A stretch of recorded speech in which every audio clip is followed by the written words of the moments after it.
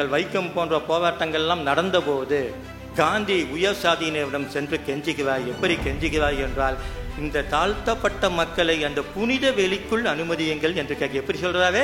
புனித வெளிக்குள் அனுமதியுங்கள் என்று கேள்வி எழுப்புகிறார். ஆனால் டாக்டர் அம்பேத்கருக்கும் தந்தை பெரியாருக்கும் அது என்றுமே புனித வெளியாக இருந்ததில்லை. அது பொதுவான இயற்கை வெளியாகத்தான் இருந்தது. அதிலும் தமிழ்நாட்டில் தந்தை பெரியார் வேலையை பார்க்கிறாரு. எதெல்லாம் புனித வெளின்னு பார்க்கிறாரு? கோவில் தான் புனித வெளி. கோவிலுக்கும் புனிதமான மூல வெளி எது என்று பார்க்கும்போது அக்ரஹாரம் என்று வருகிறது. இந்த அக்ரஹாரம் ஒரு மூடுண்ட வெளியாக புனித வெளியாக வைத்தீகம் மாற்றி வைத்திருப்பதை நாம் திறந்த வெளியாக மாற்றினால் இந்த முழு மூல வெளியும் தகுந்துவிடும் என்று முடிவு செய்கிறார். மூடுண்ட வெளியை திறந்து மீண்டும் இயற்கை வெளியாக பொது வெளியாக மாற்றியதில் தத்துவார்த்த நோக்கில் என்னுடைய பார்வையில் தந்தை பெரியாரும் ஒரு சூழலியல் சிந்தனையாளரே.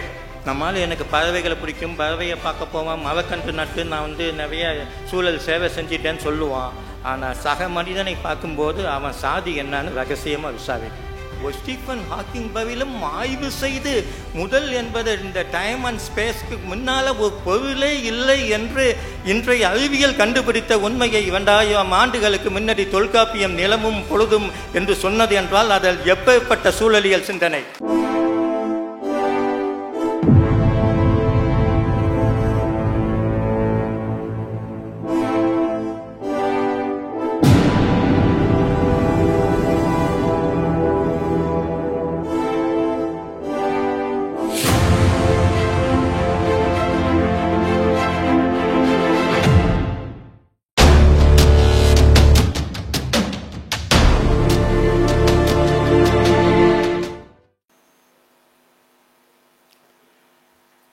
அன்பு வணக்கம்.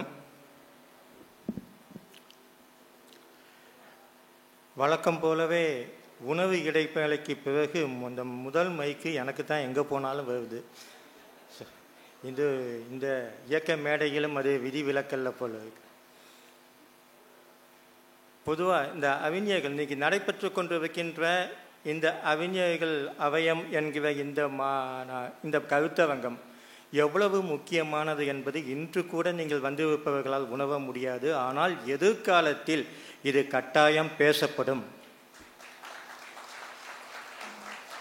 ஏனென்றால் அறிவு சார்ந்த உரையாடல்கள் குறைந்து கொண்டே போகின்றன. அதைத்தான் சர்வாதிகாரமும் விரும்புகின்றது, ஏகாதிபத்தியமும் விரும்புகின்றது. அப்போ அந்த இடத்துல ஒரு துணிச்சலாக இது போன்ற ஒரு உரையாடலை முன்னெடுத்து வைக்கும் இந்த இயக்கத்துக்கு முதல் கண் என் நன்றி. எனக்கு ஒரு சின்ன சங்கடம் இருக்கு.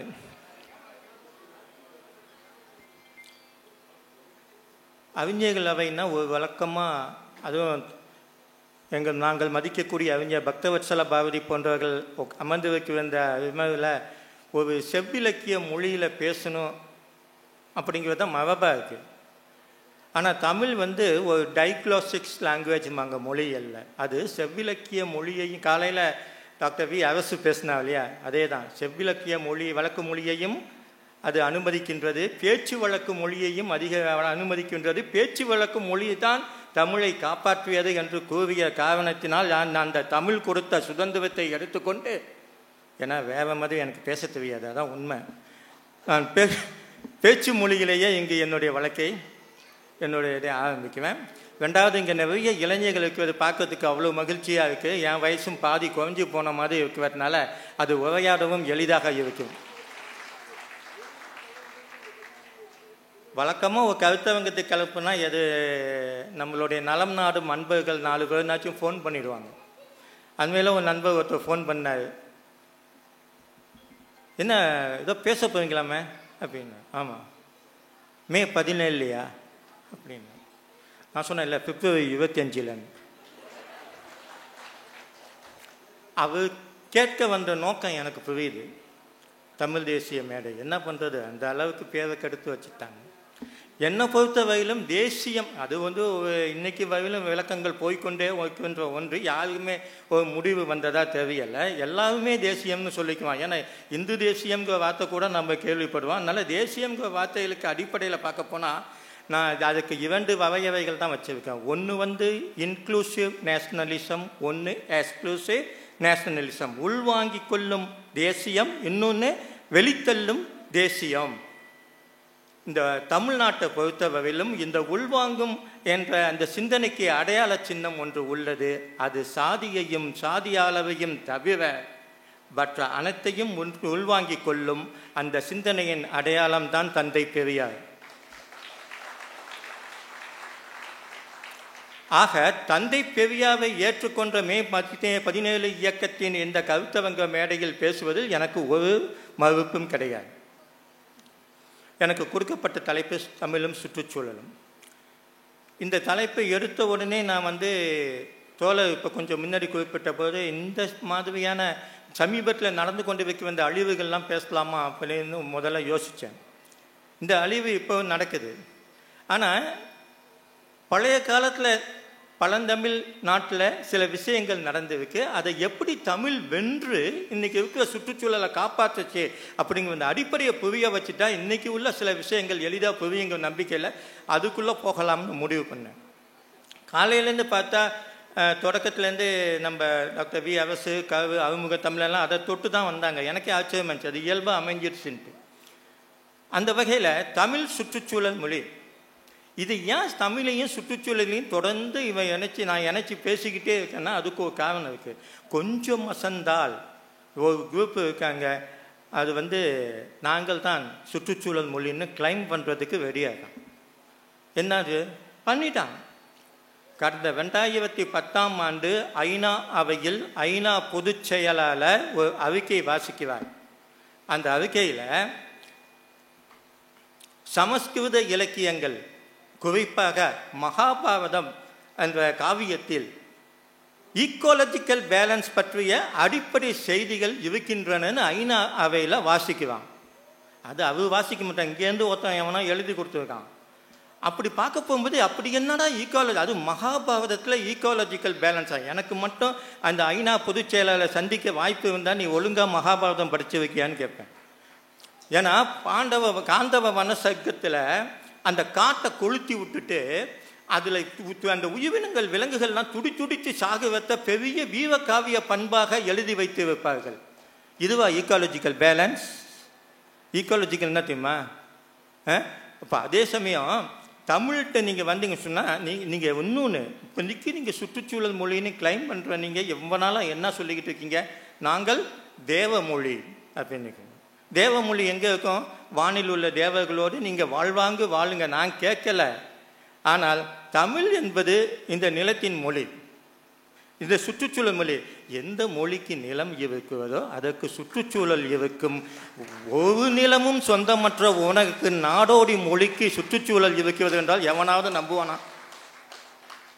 ஒரு சின்ன எடுத்துக்காட்டு, பாலை அப்படின்னு நம்ம திணையில் ஒன்று இருக்குது. பாலை நான் விளக்க வேண்டியதில்லை இது என்னன்ட்டு. சரி, அந்த பாலை நிலம் குறித்து தமிழ் என்ன சொல்லுன்னா சிலப்பதிகாரத்தில் இளங்கோவட சுனிகள் உங்களுக்கும் தெரியும், குறிஞ்சியும் முல்லையும் உவமைத்து பாலை ஆனது அப்படின்ட்டு. அப்படின்னா என்னத்தான்? குறிஞ்சி நிலமும் முல்லை நிலமும் ஏதோ விதத்தில் சிறுமை கெட்டு சீர்குலைந்து பாலையானது. இப்போது இந்த பக்கம் இருக்கக்கூடிய சூழலியல் அறிவியல் துறையில் போய் ஏன்பா இந்த மாதிரி சிலப்பதிகாரம் சொல்லுது, அது நிஜமா உண்மையான்னு கேட்டால் ஆமாம், அதுக்கு பேர் ஈக்காலஜிக்கல் டீக்ரேடேஷன்னு சூழல் சயின்ஸில் சொல்லுவோம், அது உண்மைதான் அப்படின்னு. சரி, அங்கே இருக்காங்க, நீங்கள் இருக்கீங்களே இப்போ கிளைம் பண்ணிட்டு இருக்கீங்களா சுற்றுச்சூழல் மொழி, உங்களை பார்த்து ஒரு கேள்வி, பாலைனா என்ன? உங்கள்கிட்ட விளக்கம் இருக்கா? இருக்கே. என்ன?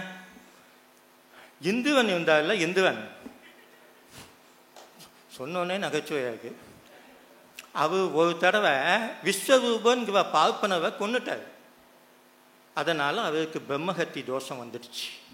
உடனே என்ன பண்ணார்? அவர் பூமாதேவி கிட்ட போய் இந்த மாதிரி இந்த பிரம்மஹத்தி தோஷம் ஏற்பட்டுடுச்சு, இதை நீ கொஞ்சம் வாங்கிக்கோன்னு வேண்டுவார். உடனே பூமாதேவி மனம் இறங்கி அந்த பிரம்மஹத்தி தோஷத்தை வாங்கிட்டாங்களாம். அதுதான் பாலை நிலமா. என்ற இதுவா சூழல் சயின்ஸு? ஒரு பாலை ஏதாவது ஒரு விளக்கம் கொடுக்கணும்னா தமிழ் எவ்வளவு அறிவியல் பூர்வமாக கொடுக்கிறது. இவர்கள் எப்போ பண்ணுங்க, ஒன்றும் இல்லை, ஒரு தமிழ் சொல்லை எடுத்துக்கோங்க, அந்த தமிழ் சொல்லுடைய பொருள் என்ன அப்படின்னு தேடி பாருங்க. அது இயற்கை சார்ந்த பொருளாக இருந்தால் அது தமிழ் சொல். இந்த மாதிரி கம்பி கட்டுவ கதையெல்லாம் இருந்தால் அது தமிழ் சொல் அல்ல.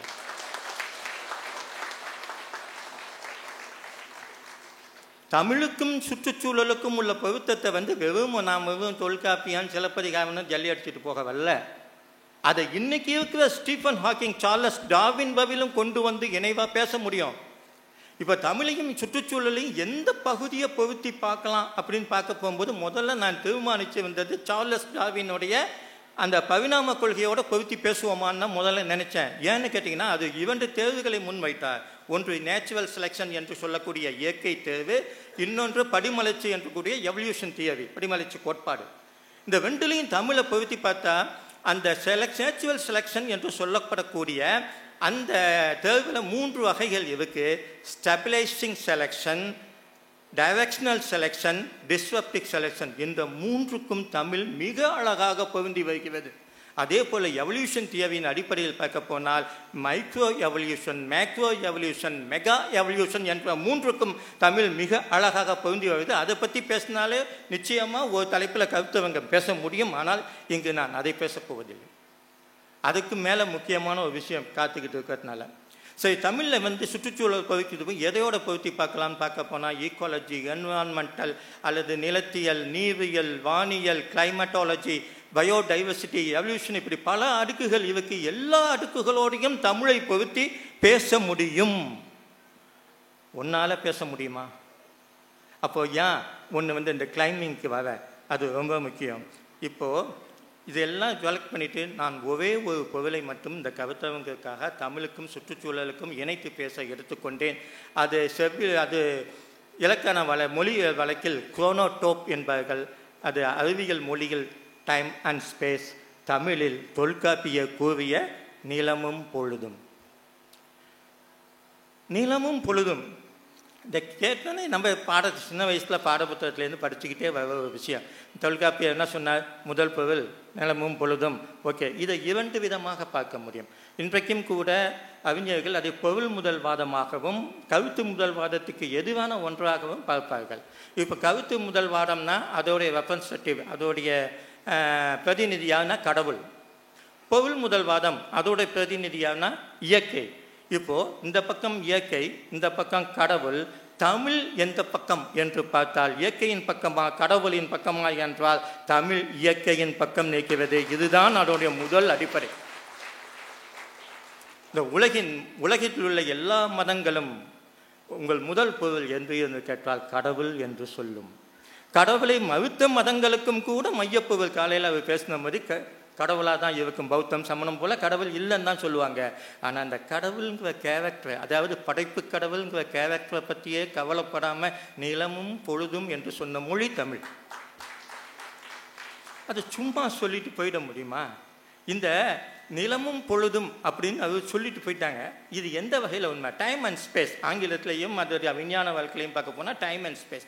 இந்த டைம் அண்ட் ஸ்பேஸ் என்னன்னு கேட்டால் இது எந்த அடிப்படையில் நம்மக்கிட்ட இருக்குன்னு சொன்னால், உண்மையிலேயே மனிதர்களுடைய உள்ளுணர்வில் மனதில் கடவுளுக்கு முதல் இடமா டைம் அண்ட் ஸ்பேஸ்க்கு முதல் இடமா அப்படின்னு கேட்டிங்கன்னா, இந்த இடமும் காலம்தான் எல்லா மனிதர்களும் ஆத்திகர்கள் என்று கூறிக்கொள்ளும் மனிதர்கள் மனதிலும் முதல் இடத்தில் உள்ளது. ஒரு சின்ன எக்ஸாம்பிள். காலையில் நீங்கள் எழுந்து வைக்கிறீங்க. நாளைக்கு வியூவுக்கு போனோன்னா தூங்கி எழுந்து வைப்பீங்க. காலையில் எழுந்த உடனே இத்தனை மணிக்கு வேலைக்கு வீட்டை விட்டு கிளம்பணும், இத்தனை மணிக்கு வேலைக்கு போகணும், இந்தந்த இடத்துல போய் இந்தந்த நபர்களை சந்திக்கணும், அதுக்கப்புறம் இவங்களோட இந்தந்த இடத்துல மீட்டிங் இருக்கணும், எல்லாம் முடிச்சுட்டு நாளைக்கு சாயங்காலம் ஆஃபீஸ் முடிச்சோன்னா அந்த இடத்துலேருந்து கிளம்பி இந்த நேரத்தில் கிளம்பி இந்த வீட்டுக்கு இத்தனை மணிக்கு வயலும் வந்து ஒரு பிளான் அதோட போட்டு தானே கிளம்புவான். இதுதானே உண்மை. இதற்கு பதிலாக அந்த இடத்துல கடவுளை வச்சு பார்ப்போம். காலையில் எழுந்து வைக்கணும், எத்தனை மணிக்கு போகணும் கடவுள் பார்த்துப்பான். எந்த பஸ்ஸில் எந்த இடத்துல நம்ம இன்றைக்கி போக வேண்டிய இடம் மேலே இருக்கவன் பார்த்துப்பான். அப்போ எத்தனை மணிக்கு லஞ்சு சாப்பிட்ணும் மேலே இருக்கவன் பார்த்துப்பான். எத்தனை மணிக்கு அந்த எம்டியை போய் சந்திக்கணும் மேலே இருக்கவன் பார்த்துப்பான். எத்தனை மணிக்கு வீடு கிளம்பணும் மேலே இருக்கவன் பார்த்துப்பான். எத்தனை மணிக்கு வீட்டுக்கு வந்து சேரணும் மேலே இருக்கவன் பார்த்துப்பான். இதை மட்டும் ஒரு நாளைக்கு செஞ்சு பாருங்க. மேலே இருக்கவன் பார்த்து இல்லை மேலே இருக்கவன் பார்த்துப்பான்னு நினச்சிருந்தா முதல்ல இந்த நிகழ்ச்சி நடக்குமா? அப்போது அடிப்படையிலேயே மனிதர்கள் உணவில் வந்து இந்த காலமும் இடமும் பற்றிய பொறுமை தான் முதல்ல இருக்குது. அந்த அடிப்படையை தான் மிக நுணுக்கமாக உணர்ந்து கொண்ட தமிழ் முதல் பொருள் கடவுள் அல்ல, காலம், இடமும் நிலமும் பொழுதும் சொன்னிச்சு. உடனே நீங்கள் கேட்கலாம், அடுத்த ஒரு குரூப் வருவாங்க, இல்லை அதெல்லாம் கிடையாது, இந்த காலத்தை இயக்குவதே கடவுள் தான் அப்படின்ட்டு கேட்போம். சரி, ஒரு நாளைக்கு கடிகாரம் கட்டாமல், செல்லை பார்க்காம, டைமே பார்க்காம ஒரு வேலை செஞ்சு பாருங்க, நீங்கள் சொல்லிட்டா நானும் கடவுள் இருக்காதுன்னு ஒத்துக்குவேன். முடியுமா? ஒரு நாள் முழுக்க பார்க்காதீங்க. அன்றைக்கி பூவை எல்லாம் மேலே இருக்கவன் பார்த்து நீங்கள் போங்க வாங்க எல்லாம் செய்யுங்க. நடக்குமா? நடக்காதுன்னு நமக்கே நல்லா தெரியும். இந்த இடத்துல தான் என்ன சொல்கிறாங்க, இவ்வளவு முக்கியத்துவம் உள்ள இந்த இடங்கிறதுனால தான் அந்த நிலமும் பொழுதும் ஏதோ போக்குக்கு அவர் சொல்லிட்டு போகல. இந்த நிலமும் பொழுதும் வச்சுக்கிட்டே நம்ம இன்றைக்கி அந்த மேடையில் பேச்சு முடிவில் வாங்க போவேன். அந்த நிலமும் பொழுதும் எவ்வளவு முக்கியம், உள்ளுணர்வு அப்படிங்கிறது அந்த அளவுக்கு அதுக்குள்ளே போய்கிட்டே இருக்கு. இந்த நிலமும் பொழுதும், டைம் அண்ட் ஸ்பேஸ், இடம் காலம் பற்றிய ஆராய்ச்சிகள் முன்னணியில் நின்றவர் நம்முடைய காலம் சென்ற அருமை விஞ்ஞானி ஸ்டீஃபன் ஹாக்கிங்.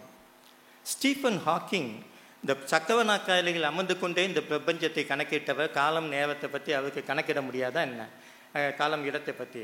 அவர் ஒரு தடவை 1981 வாட்டிகனில் போப்பாண்டவர் ஒரு அறிவியல் மாநாட்டை கூட்டுவார். எந்த மத தலைமை? பூமி சூரியனை சுத்துச்சின்னு சொன்னதுக்காக கலீலியோவுக்கு தண்டனை கொடுத்த மத தலைமை. அது அந்த மீட்டிங் கூப்பிடுவாங்க. நல்ல விஷயந்தான், அவங்க இப்போ திருந்திட்டாங்க. அதை கூப்பிட்டு அவர் ஏன்னா இன்றைக்கி அறிவியல் எந்த அளவுக்கு வளர்ந்துருக்குன்னு தெரிஞ்சுக்கிறதுக்காக அந்த மாநாட்டை கூப்பிடுவாங்க. அந்த மாநாட்டில் ஸ்டீஃபன் ஹாக்கிங்கும் கலந்துக்கிட்டு பேசுவார். பேசும்போது அதில் அவர் பேசின விஷயத்தோட சாராம்சம் என்னன்னா, காலம் இடம் இரண்டும் முடிவுள்ளதாக தோற்றம் அளித்தாலும் அது எல்லையற்றதுக்காக இருப்பதற்கான சாத்தியம் அதிகம்னு சொல்கிறார். ஏதாவது புரிஞ்சிச்சா? நோட்ஸ்லாம் எடுக்குவீங்களா? புரிஞ்சிச்சா இப்போ நான் சொன்னது? இது அது காரணம் இருக்குது. அது என்ன சொல்ல வந்தான்னா, காலம் இடம் என்பதற்கு தொடக்கமே இல்லை. தொடக்கம் என்று ஒன்று இல்லையானால் அங்கு படைப்பு தருணம் கிடையாது. படைப்பு தருணம் என்ற ஒன்று இல்லையானால் அங்கே கடவுளும் கிடையாது. இதுதான் அவர் சொன்னது.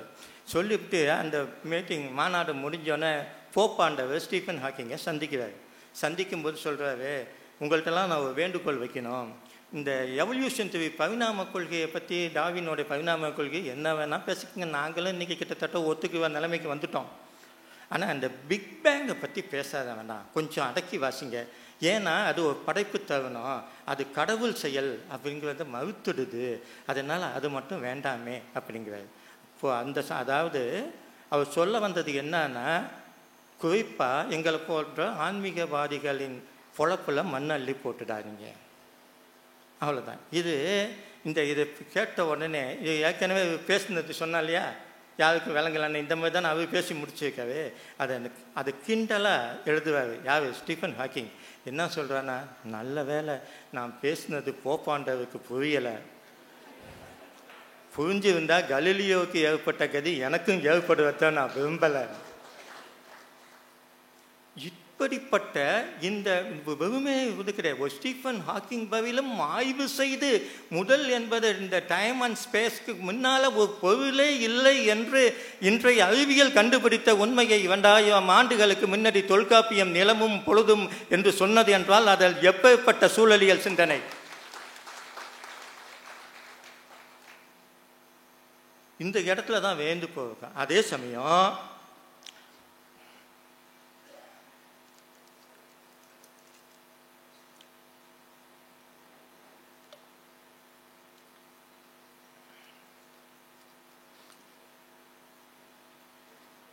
இங்கே நினச்சிப்பாங்க, ஹாக்கிங் சொன்னது போப்பாண்டவுக்கே தெரியல, தொல்காப்பியை சொன்னது இங்கே இருக்க பிளாஸ்டிக் சர்ஜரி கூட்டத்துக்கு தெரிஞ்சிருக்குமா? புரியலை. ரொம்ப லேட்டாக சில நூற்றாண்டுகள் கழித்து தான் அவங்களுக்கு புரியுது. அப்போ தான் யோசிக்குவாங்க, ஆதி பகவன்னு சொன்ன ஒரு காரணத்துக்காக ஏதோ உல்டா பண்ணி திருவள்ளுவருக்கு காவி போட்ட பார்க்குறோம். ஆனால் இந்த தொல்காப்பியை அதை விட மோசமான ஆளாக இருப்பான் போல இருக்கே, இந்த மாதிரி சொல்லி வச்சுருக்கானே அப்படின்ட்டு இதை எப்படியாச்சும் வழி பண்ணிடணும் முடிவு பண்ணும்போது அடுத்த செக்ஷனுக்கு போனால் அங்கே அதை விட அபாயமாக இந்த உலகம் எப்படி தோன்றியது? கடவுளால் நம்மளுக்கு தெரிஞ்சதெல்லாம் இந்த ஏபி நாகராஜனுடைய கடவுள்கள் தான் இல்லையா? இந்த சிவகாசி காலண்டர் ஓவியர்கள் வரைஞ்சி அப்படியே ஃபுல் காஸ்டியூமில் வந்து எதுவுமே ஏலசாமியாகவே இருக்காது. அந்த ஃபுல் காஸ்டியூமில் வந்து இப்போ கையை நீட்டினான்னா அந்த வெல்டிங் பட்டறையிலேருந்து ஒளி வரும்ல, இந்த மாதிரியான ஒளியோட கூடிய கடவுள்கள் தான் நமக்கு தெரிஞ்ச கடவுள்கள். அப்போ இந்த கடவுள் தான் உலகத்தை படைச்சான்னு நாம் நம்பிக்கிட்டு இருக்கோம். இந்த இடத்துல தொல்காப்பியாட்டு போய் எப்படிப்பா உலகத்தை படைச்சோன்னு அவர் சொல்கிறாரு, ஐம்பூதங்களும் கலந்த மயக்கம். அங்கே கூட இருந்தாலும் ஒத்துக்க மாட்டேங்கிறான். ஐம்பூதங்களும் கலந்த மயக்கம். ஐம்பூதங்கள் என்ன? நிலம், நீர், தீ, காற்று, வானம். இந்த அஞ்சு மூடங்கள். இது பிசிக்கல் ப்ராப்பர்ட்டிஸ். கலந்த மயக்கம் அது என்ன? Chemical reaction. இதனால் தான் இப்போதைய நவீன தமிழறிஞர் கண்ணபிரான் ரவிசங்கர் மிக அழகாக சொல்வார், by both physical and chemical reactions of matter and material. சொல்லப்போனால் இயற்பியலில் வேதிவினை நிகழ்ந்து உயிர் தோன்றியதுன்னு சொன்னாவே இதைத்தான் வேறு மொழியில் தொல்காப்பியமும் சொல்லுது. இப்போ உடனே ஏதாச்சும் ஒன்று சொன்னோன்னா கடவுளுக்கு முதல்ல இந்த விஷயம் கடவுளுக்கு தெரியுமா அப்படின்ட்டு ஒரு கேள்வி வருது. அவருக்கு என்னத்தையும் பாவம் பிசிக்ஸே தெரியாது. இப்போ பெரியார்கிட்ட வந்து சொன்னோன்னா உடனே நம்ம எல்லாம் கேட்டுருப்போம், இப்போ கடவுள் திடீர்னு உங்கள் எழுத்தாப்பில் வந்துட்டா என்ன பண்ணுவீங்க அப்படின்ட்டு. இதே மாதிரி ஸ்டீஃபன் ஹாக்கிங்கிட்டையும் போய் கேட்டாங்க, கடவுள் உங்கள் முன்னால் தோன்றிவிட்டால் என்ன கேட்பீர்கள் அப்படின்ட்டு. அது அந்த அளவுக்கு கொஞ்சம் குசும் பிடிச்சவன். அதாவது பிசிக்ஸில் ஒரு தியரி இருக்குது, சூப்பர் ஸ்ட்ரிங் தியரின்ட்டு.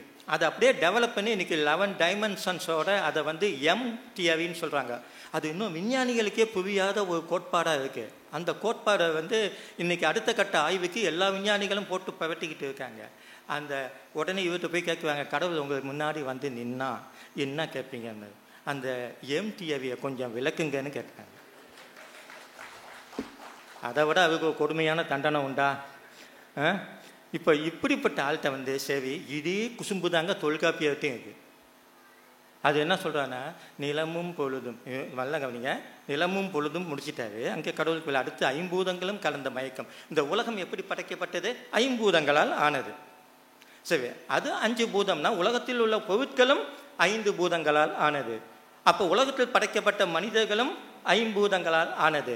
இப்போ ஒட்டுமொத்தமாக என்ன ஆகுதுன்னா, அந்த உலகத்தில் இருக்கக்கூடிய பார்ட்ஸ் அண்ட் பார்ட்டிகல்ஸ் துகள்கள் தான் மனித உடலும் இருக்கிறது. அப்போ மூலப்பொருள் ஒன்று என்றால் எல்லா மனித உடல்களும் சமம். எல்லா மனித உடல்களும் சமம். இப்படி இருந்தால் நாம் எப்படி தலையிலேருந்து பிறக்க முடியும்? அப்போ தான் அவனுக்கு உரைக்குது. எப்போ இவ்வளோ லேட்டாக இந்த ஆள் ஒரு அபாயகமான ஆள், விஷயம் கண்ணாப்புன்னு எழுதி வச்சுருக்கான். இப்படியே விட்டு வச்சோம்னா இந்த கூட்டம் இப்போவே இப்படி தான் தெரிவாங்க, இதுக்கு முன்னே மொத்தமாக மாறிடுவாங்கன்னு முடிவு பண்ணி அடிப்படையை தொல்காப்பியம் காட்டிய சூழல் சிந்தனையின் அடிப்படையை மாற்ற வேண்டும் என்று திட்டமிடுகிறார்கள். அந்த திட்டமிடுவதற்கு என்ன செய்வதுன்னு சொல்லி யோசனை பண்ணி உபனிஷத்தில் அங்கேயும் இங்கேயுமாக தெளிவற்று இருந்த ஒரு கருத்தியலை எடுத்துக்கொண்டு அதற்கு உருவகம் கொடுத்து அதை ஒரு தத்துவமாக்கி அதை இறக்குமதி செய்கிறார்கள். அந்த தத்துவத்தின் பெயர் தான் பிரம்மம். தத்துவத்தின் பெயர் தான் பிரம்மம். அந்த பிரம்மம் என்றால் என்ன? பிரம்மம் என்பது சுயமானது, சுத்தமானது, புனிதமானது. அதாவது ஒன்றை நீங்கள் புனிதம் என்று சொல்லிவிட்டால் இன்னொரு பக்கம் புனிதமற்றதுன்னு ஒன்று இருக்கும் இல்லையா?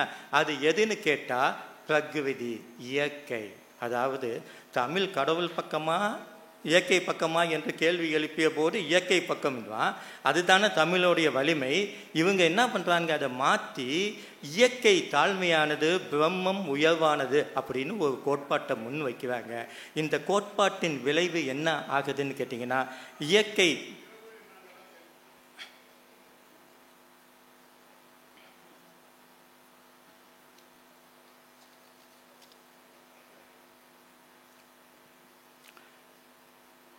இதோடு நிறுத்தியிருந்தால் பரவாயில்ல.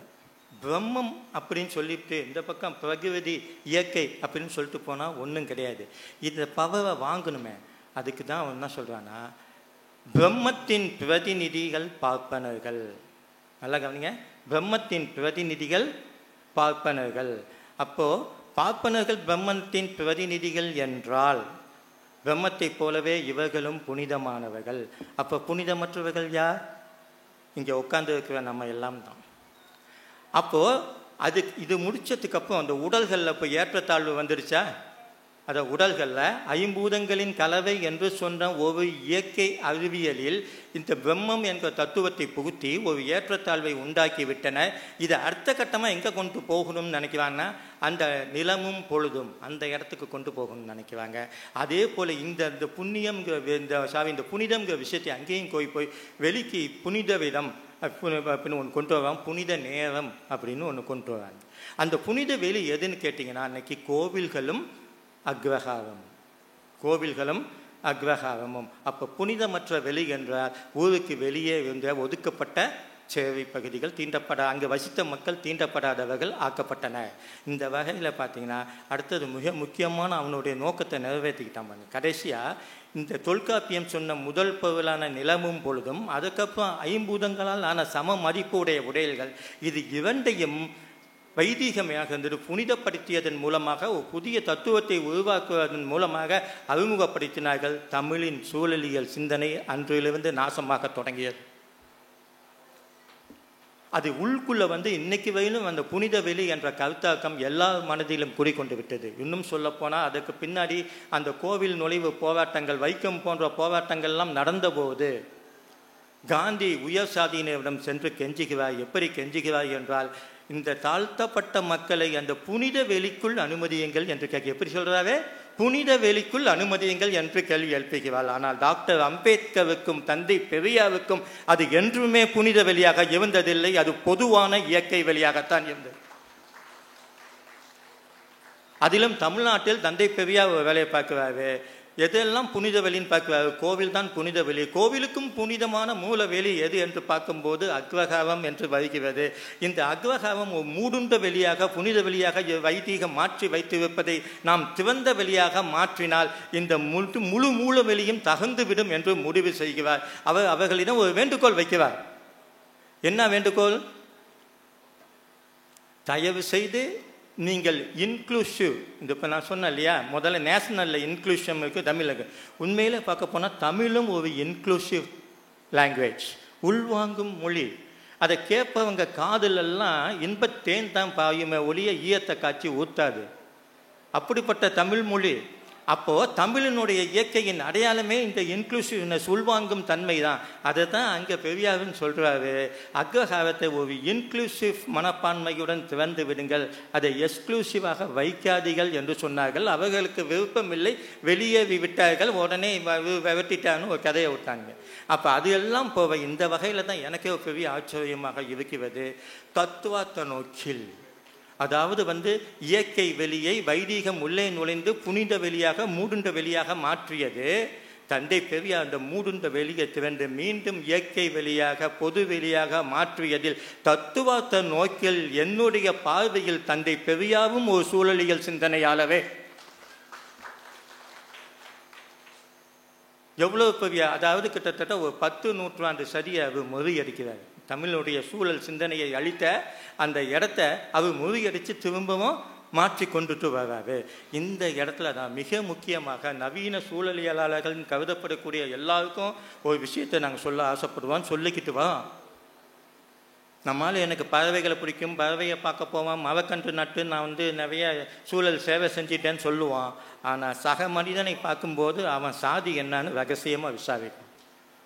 நான் கேட்குவேன், சக மனிதவிடம் சாதி பார்க்கும் முன்னால் நீ சூழலியலால் மற்ற உயிர்களை நேசிக்குவேன் என்று சொன்னால் அதை விட பித்தலாட்டம் வேறு எதுவும் கிடையாது. சூழலியல் நீதி என்பது சமூக நீதியையும் உள்ளடக்கியதே.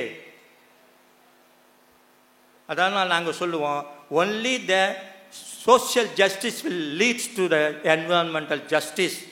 உலகம் முழுக்க வேணும்னா அது தமிழில் பச்சை நிறமாக இருக்கலாம். சுற்றுச்சூழல் என்றால் பசுமை. உலகத்துக்கு வேண்டுமானால் அது பொது நிறமாக இருக்கலாம். இந்தியாவில் அதுக்கு பசுமையை தவிர வேறு 3 வண்ணங்களும் உள்ளன.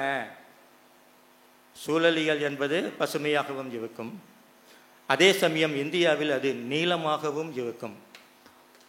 நான் வானத்தையும் கடலையும் சொன்னேன், அது சிவப்பாகவும் இருக்கும். நான் செவ்வானத்தை சொன்னேன், அது என் நிறத்தை போலவே கருப்பாகவும் இருக்கும். நான் அந்த பிளாக் ஹோலையும் இவரையும் சொன்னேன், இவ்வளோ உங்கள் மனசில் வேற ஏதோ தோணி கைப்பற்றினீங்கன்னா அதுவும் உண்மைதான். நான் சொன்னேன் இல்லையா, ஒரு தேசியம் என்பது உள்வாங்கும் தேசியமாக இருக்க வேண்டும். தமிழ் மொழி ஏற்கனவே ஒரு உள்வாங்கும் மொழி. அக்ரஹாரத்தை இப்படித்தான் பெரியாரும் உள்வாங்கிக் கொள்ள சொன்னார். அந்த வகையில் தமிழ்நாட்டில் சூழலிகளின் அடையாளம், சின்னம், கலர் எதுவாக இருக்கும் கருப்பாகத்தான் இருக்க வேண்டும். ஏனென்றால் கருப்பு தான் இயற்கையின் நிறம். சூரியனிலிருந்து வரக்கூடிய அத்தனை நிறங்களையும் உள்வாங்கிக் கொண்டால் அந்த நிறம் கருப்பு நிறம், இன்க்ளூசிவ் கலர்.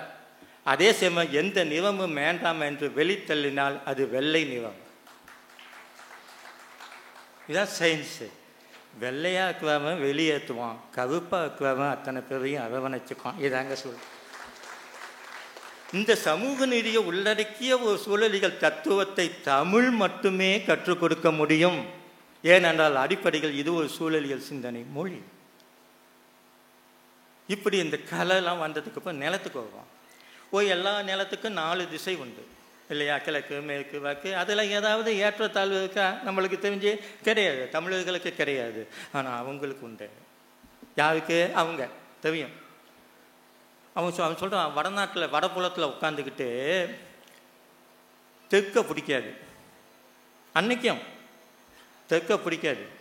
ஏன்னா ஒரு காலத்தில் அந்த நடுவில் காலையில் பேசினாங்க இல்லையா, அந்த விந்திய மலை ஒரு பெரிய தடுப்பு சுவராக இருக்குது. அங்கே இருக்கிற பழங்குடிகள் அவர்களை தாண்டி இங்கே உள்ள வரல. மீறி தொடக்க காலத்தில் வந்தவன் பூரா என்ன ஆனான்னு தெரியலை. அதனால் அவன் என்ன சொல்லிட்டான், தெற்கு என்பது யமனின் திசை. நியாயம்தான், இன்றைக்கும் கருத்தியல் ரீதி அப்படி தான் இருக்குது. அதனால் என்ன சொன்னான், பதிலுக்கு இங்கே நம்ம ஆளுங்க அதுக்கு எப்படி திரும்ப ரியாக்ஷன் பண்ணாங்க. அது வகையில் அவனுக்கு எந்த திசையும் பிரச்சனை இல்லை. இவன் கிராமத்தில் இன்றைக்கும் கேட்டால் சொல்லுவாங்க, வடக்க தலை வச்சு படுக்காதாங்க. உடனே இப்போ இருக்க புது குரூப்பு கிளம்பி கதை சொல்லிட்டோம். அது எதுக்கு சொன்னாங்கன்னா, அங்கே காந்தப்புலம், தென் தூரத்தில் காந்தப்புலம் இல்லையா, என்ன கதை மூடியில் தெரிஞ்சு போச்சு. எங்கே வேண்டியில்லை என்ன இன்னும் நான் என் மதிப்புக்குரிய ஐயா தோப்பா ரொம்ப அழகாக சொல்லுவார். பழந்தமிழகம் இன்றைய கேரளாவை உள்ளடக்கிய சேவநாடு இருந்தப்போ 3 பக்கம் கடலாலும் 1 பக்கம் நிலத்தாலும் சூழப்பட்ட பழந்தமிழ் நாடு. அவர் சொல்லுவார், தமிழ்நாட்டில் தோப்பா ஐயா சொல்லுவார், தமிழ்நாட்டில் என்னுடைய தாய் தெய்வம் என்பது எப்போவுமே வடக்க நோக்கி தான் பார்த்துக்கிட்டு இருக்கும். ஏன்னா மற்ற 3 திசைகளிலிருந்தும் ஆபத்து வராது. ஆபத்து என்று ஒன்று வந்தால் அது வடக்கில் இருந்து தான். இப்போ நீங்கள் கேட்கலாம், தெய்வமே இல்லைன்னு சொன்னீங்க, இந்த தாய் தெய்வம் எப்படி இருந்துச்சு? வரேன், பின்னாடி வரேன் அதுக்கும்.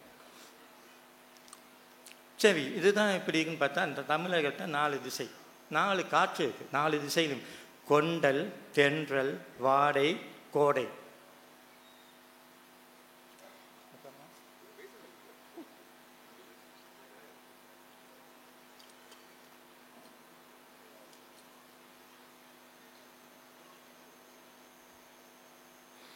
கொண்டல் என்பது கீழே காற்று, வடகிழக்கு பருவத்தில் மழையை கொண்டு வரும் காற்று. கோடை காற்று என்பது வேனில் காலத்தில் வீச. ஆக்சுவலாக அதுக்கு பேர் வந்து வேனில் காலம்தான்.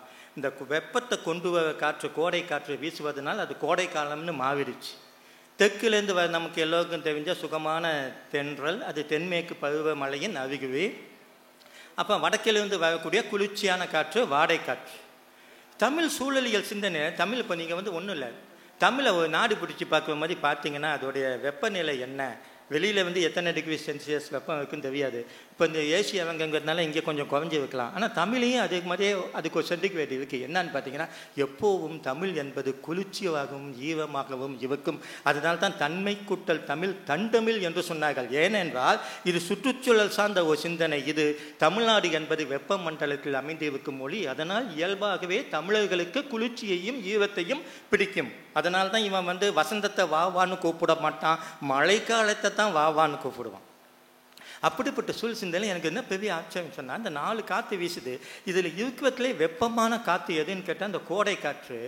இன்னும் சொல்லப்போனால் கோடை காலத்தை வந்து வன்னிக்க போகும்போது கொடுங்கோல் மன்னனுக்கு தமிழ் புலவர்கள் ஒப்பிட்டு வைப்பாங்க. இவ்வளவு மோசமான மன்னன், கோடை காலம் மாதிரியே வைக்கிய, சுட்ட வைக்கும் சூரியன் மாதிரியே வைக்கியன்னு திட்டுவாங்க. அப்படின்னு பார்க்க போனால் இந்த காற்று வகையில் வெப்ப காற்றான இந்த கோடை காற்றை தானே திட்டணும். அதை விட்டுட்டு நல்ல குளிர்ச்சியாக இருக்கக்கூடிய வாடகை காற்றை திட்டுவான். நான் எனக்கு புவியை தான் இருந்துச்சு. சூழல் சிந்தனை படி பார்க்க போனால் குளிர்ச்சியை தானே தமிழர்கள் வரவேற்றிருக்கணும். அப்போ எதுக்கு நல்ல சூடான காற்றை விட்டு குளிர்ச்சியான காற்றை திட்டுவாங்க அப்படின்னு பார்த்தா, அந்த குளிர்ச்சியான காற்றாக இருந்தாலும் அது வடக்கிலிருந்து வீசுவதால் நான் கேட்குவேன், வடக்கிலேருந்து காற்று வீசினா கூட தமிழர்களுக்கு பிடிக்கலையே, அப்போ கோடிட்ட இடங்களை நிரப்பிக்கொள்க. எங்களுடைய சிந்தனை முழுக்க முழுக்க சுற்றுச்சூழல் சிந்தனையில் அடிப்படைந்த ஒரு சிந்தனை. இவ்வளவு விஷயம் எதுக்கு சொல்லி சும்மா சொல்லுங்க. நீங்கள் சின்ன பல்வகையை பற்றி பேசுவோம் நம்ம இல்லையா? இப்போ கடவுளுக்கு வந்துடுவேன், அது ஒரு தெய்வ குத்தமாயிடும்.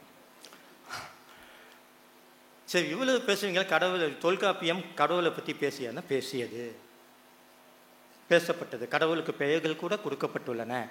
ஆனால் எப்படிப்பட்ட கடவுள், அதுதான் பிரச்சனை. நீங்கள் நினச்சிட்டு இருக்கும் போது சர்வ சக்தியுடைய ஏகசபோக கடவுள்கள்லாம் தமிழ் நிலத்தில் கிடையாது. தமிழ் நிலத்தின் கடவுள்கள் எல்லாம் பயோடைவர்சிட்டி கடவுள்கள். எப்படி? முதல்ல தமிழ் கடவுள்கள் எதுவுக்குமே சேயோன், மாயோன், வேந்தன், வருணன் 4 பேருக்கும் உருவம் கிடையாது, பண்பு மட்டும்தான். அதுவும் பார்த்தீங்கன்னா இந்த 4 வகை நிலங்களுக்கு 4 நிலங்களுக்கும் 4 வகை கடவுளை சொன்ன தொல்காப்பியம் இந்த 4 நிலங்களையும் இந்த கடவுள் படைச்சாவா அப்படின்னு கேட்டால் இல்லை. அது என்ன, என்னுடைய அருமை தோழர் பாமையன், சுழலியல் எழுத்தாளர் பாமையன் சொல்லுவார், அது எனர்ஜி சோர்ஸ். தொல்காப்பியம் சொன்ன கடவுள் என்பது ஆற்றலின் வளம், ஆற்றலின் மூலம். அதுதான், அது ஒரு பண்பு. அந்த பண்பின் அடிப்படையில் தான் அந்த பெயர் சுற்று. என்னன்னு கேட்டிங்கன்னா, இது பெரிய ஏகபோக கடவுள்லாம் கிடையாது. இப்போ நெய்தல் நிலத்தில் இருக்கக்கூடிய ஒரு மீனவன் புயலால் பாதிக்கப்பட்டு விட்டால் அவனை குறிஞ்சி நிலத்தில் இருக்கக்கூடிய சேயோனால் காப்பாற்ற தெரியாது. அந்த ஆற்றலுக்கும் கூட அந்த ஒரு லிமிட் வச்சு இவனும் அவர்களை கூப்பிட மாட்டான். ஒரு கடவுள் போய் இன்னொரு நிலத்தில் இருக்கிறத காப்பாற்றோட அந்த நிலத்தை சார்ந்தவன் இந்த நிலத்து கடவுளை கூப்பிட்டதாகவோ பதிவுகள் சங்க இலக்கியத்தில் இல்லை.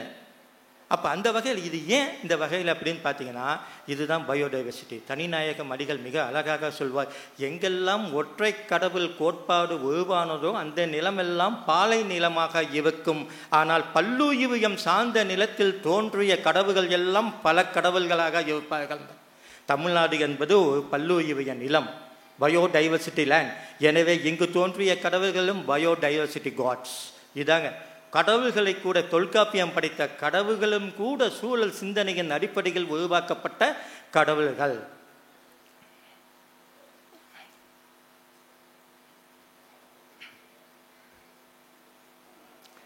வெறும் சூழல் சிந்தனை 5 நிலங்களை பிரிச்சுட்டாங்க. 5 நிலங்களை பிரிச்சதுக்கு பின்னாடி பார்த்தீங்கன்னா 5 பூகளின் பெயரை வச்சாங்க.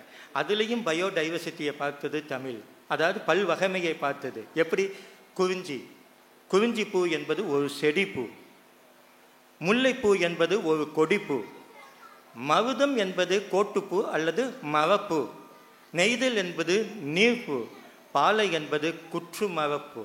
5 வகையான தாவரங்களிலிருந்து ஒவ்வொன்றை எடுத்து இதுவும் ஒரு பயோடைவர்சிட்டியின் அடையாளமாக காட்டியது தமிழ். அது மட்டும் கிடையாது, நிலமும் பொழுதும் அப்படிங்கிற தலைப்பை கடைசியாக கொண்டு வந்து சேர்க்கணும் இல்லையா? கிளைமேக்ஸில் கேட்பாங்க இல்லையா, டைட்டில் பேர் வரலையேன்ட்டு. அதனால் அந்த மாதிரி இடத்துக்கு வந்தீங்கன்னா இந்த நிலமும் பொழுதும் எங்கே பொழுதுன்னு சொன்னால் குறிஞ்சி. அதாவது பொழுதை 2ஆக பிரிச்சாங்க. நீங்கள் எல்லாம் உங்களுக்கு தெரிஞ்சதுதான், பெரும் பொழுது, சிறு பொழுது. இதை ஒன்றுக்கும் இந்த நிலத்துக்கு இதுன்னு சொல்லிங்க. அதையும் சும்மா சொல்லிட்டு போகல.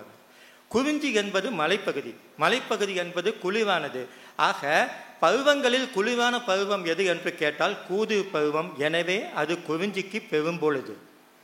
எந்த நேரத்தில் குளிர் அதிகமாக இருக்கும் என்றால் நள்ளிரவு நேரத்தில் தான் குளிர் அதிகமாக இருக்கும். எனவே யாமும் குறிஞ்சியின் சிறு பொழுது. அதே போல முல்லை என்றால் காடு, காடு எப்போது செழிக்கும் என்றால் மழை வந்தால் தான் காடு செழிக்கும். எனவே கார்காலம் முல்லை நிலத்தின் பெரும் பொழுது. அந்த முல்லை நிலத்தின் அடையாளமான முல்லைப்பூ பூக்கும் நேரம் மாலை நேரம். எனவே அந்த மாலை நேரம் சிறு பொழுது. வேளாண்மைக்கு வந்தால் வருடம் முழுவதும் அன்னைக்கு ஆண்டு முழுவதும் விவசாயம் நடந்து கொண்டிருந்தது. எனவே 6 பருவங்களும் அதன் பெரும் பொழுது. அந்த விவசாய தொழில் தொடங்கும் நேரம் அதிகாலை நேரம் என்பதால் வைகவை சிறு பொழுது. நெய்தலும் மருதத்தைப் போலவே ஆண்டு முழுவதும் மீன்பிடி தொழில் நடக்கும் என்பதால் அதற்கும் 6 பருவங்களும் பெரும் பொழுது. அது சிறு பொழுதாக எல்பாடு என்று சொன்னது. எல்பாடு என்றால் அறிஞர்களிடையே இன்னைக்கும் ஒரு கருத்து வேறுபாடு இருக்கு. சிலர் அதை சூரிய உதயம் என்பார்கள், சில சூரியன் மறையும் நேரம் என்பார்கள். இரண்டையும் வைத்தும் பார்த்தால் கூட அது பொருத்தமாகத்தான் இருக்கிறது. ஏனென்றால் மீனவர்கள் இரவிலே கடலுக்கு மீன் பிடிக்க சென்று காலையில் திரும்பும் நேரம் எல்பாடு என்றால் அதுவும் பொருத்தமாக இருக்கிறது. அதை போலவே உமனர்கள் உப்பு தொழிலை நடத்தி முடிக்கும் நேரம் மாலை நேரம் என்று சொன்னால் அதுதான் எல்பாடு என்றால் அதற்கும் பொருத்தமாக இருக்கிறது. பாலை என்பது வெப்பமான நிலம். ஆக எது வெப்பமான காலம் என்றால் வேனில் காலம். எனவே காலை நிலத்துக்கு வேனில் காலம் பெரும் பொழுதானது. அதிகமாக வெயில் இருக்கும் நேரம் எதுவென்று கேட்டால் நண்பகல் பொழுது. எனவே நண்பகல் அங்கு சிறு பொழுதானது. இப்படி நிலமும் பொழுதையும் சும்மா ஜோடி சேர்க்கல, அதை மிகுந்த இயற்கை சிந்தனையோடு இணைத்து பார்த்த மொழி தமிழ் மொழி. இப்போ இவ்வளோ பேசுவோமே, இதுலேருந்து ஒன்று நீங்கள் சான்று காமிங்க உங்கள் மொழியில். ஒன்றே இவ்வளவு சூழல் சிந்தனை. அதை பேசிக்கிட்டே போகலாம். நான் கொடுக்கப்பட்ட நேரத்துக்குள்ளே பேசணுங்கிறதுக்காக இந்த மாதிரியான சின்ன விஷயங்களை மட்டும் முன் வச்சுட்டு போவேன். இப்படி பேசிட்டு போவீங்க. இப்போ உலகத்தை கற்பனை பண்ணிப்பாங்க. ஒரு நிமிஷம் உங்களை கற்பனையில் உலகத்தை ஓட விடுங்க. ஒரே ஒரு ஒரே ஒரு வகை பூ மட்டுமே பூக்குவ உலகம். ஒரே ஒரு பூச்சி மட்டுமே வாழுகிற உலகம். ஒரே ஒரு வகை பறவை மட்டுமே பறக்கிற உலகம். ஒரே வகை மீன் மட்டுமே நீந்தும் கடல். ஒரே ஒரு வகை விலங்கு மட்டுமே வாழும் உலகம். ஒரே மனிதர்கள் எத்தனையோ வகை நிலங்கள். அது ஒரே ஒரு வகை மனிதர்கள் மட்டுமே வாழும் நிலம். 6 பொழுதுகளில் ஒரே ஒரு பருவம் மட்டுமே வாழக்கூடிய நிலம். இப்படி ஒரு உலகம் இங்கே இருந்துச்சுன்னா யாராச்சும் வாழ பிடிக்குமா? பிடிக்காது. இல்லையா? கதை கவிதையெல்லாம் எழுதுவாங்க, அதெல்லாம் வருமா? இல்லை ஓவியம் வரைய முடியுமா? இல்லை ஒரு கேமராமேன்லாம் தூக்கிட்டு போய் எதையாவது பிடிக்க முடியுமா? எனவே எப்போ பார்த்தாலும் இது ஒன்று தானே இருக்குன்ட்டு போயிடுவாங்களா இல்லையா? அப்போ எதுக்கு சொல்ல உங்களுக்கு இது பிடிக்குதா? சுத்தமாக பிடிக்கல. அதே சமயம் தமிழ் சொன்ன கொண்ட 5 பாகுபாடுகளையும் நீங்கள் சிந்தனை செய்து பாருங்க.